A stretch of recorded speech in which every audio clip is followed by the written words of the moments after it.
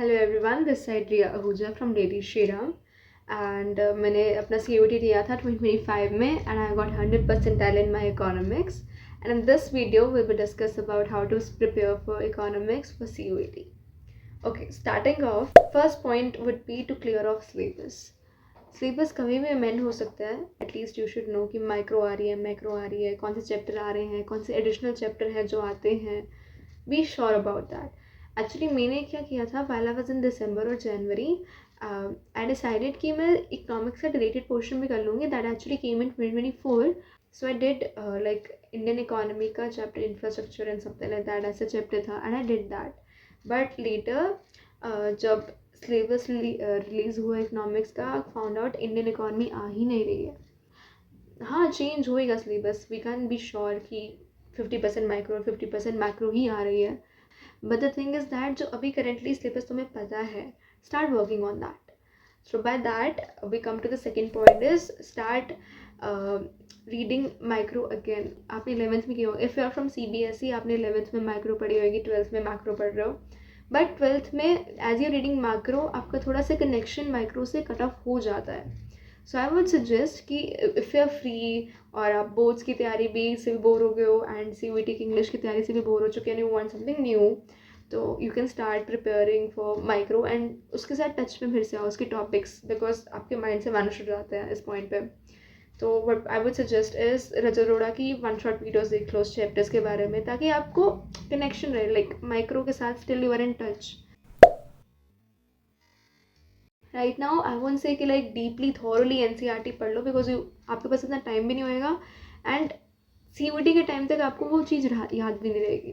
So for NCERT, because NCERT is a must and for context 3 बार तो at least ढंग से NCERT पढ़नी ही है बिफोर योर CUET. ऐसा ना हो CUET दे रहे हो एंड NCERT सिर्फ एक बार पढ़ी है और पढ़ी ही नहीं है, दैट्स द वर्स्ट केस.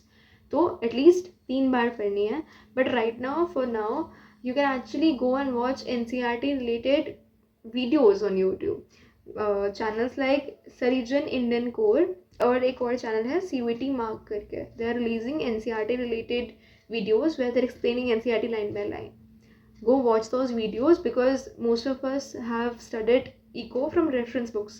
तो हमें इतना familiarity नहीं होती NCERT से, और जब पहली बार NCERT पढ़ते हैं तो समझ नहीं आता है. राइट, फेमिलियर करो अपने आप को माइक्रो से, NCERT से, एंड सिलेबस का थोड़ा सा आइडिया रखो कि लाइक क्या कुछ आ रहा है. हमारे टाइम पे व्हाट इट वाज कि एडिशनल टॉपिक्स पे आए थे, like current affairs sort of, कि from national income it was personal disposable income आई थी, recent reforms in banking system आया था, and downsizing the rules of government. These were the topics जो ना ही माइक्रो में, मैक्रो में, इंडियन इकोनॉमी स्टार्ट्स कहीं पे भी नहीं है. These are current affairs. Still you have to be in touch. तो सिलेबस रिवाइव होता है, but the thing is that till revise हो रहा है, अगर आपके पास टाइम है, you can go through this previous syllabus and my suggestion would भी कर लो, बिकॉज वेन तो नहीं जाने वाली है चीज़ें. Right, read about authors. Like if you are preparing watching this video in CUET time, तो आप ऑथर्स के बारे में थॉरली पढ़ो. लाइक उन्होंने बुक कब पब्लिश की थी, उनकी बुक ट्रांसफरिंग लाइक इंग्लिश में कब हुई थी, एंड इंग्लिश वाली कब पब्लिश हुई थी, and what was the main thing in their book. Right, वो बुक वाला सेक्शन प्लीज़ पढ़ो, दैट्स इंपॉर्टेंट. ऑथर्स के बारे में पढ़ो, किसने कौन सी बुक दी है. ज़्यादा डिटेल में जाने की ज़रूरत नहीं है, बट द मेन ऑथर्स के बारे में तो आपको पता ही होना चाहिए. Okay, related topics CA Parag Gupta have covered. YouTube channels if you want, then there are many. CA Parag Gupta, Sunil Pandey, Rajat Arora.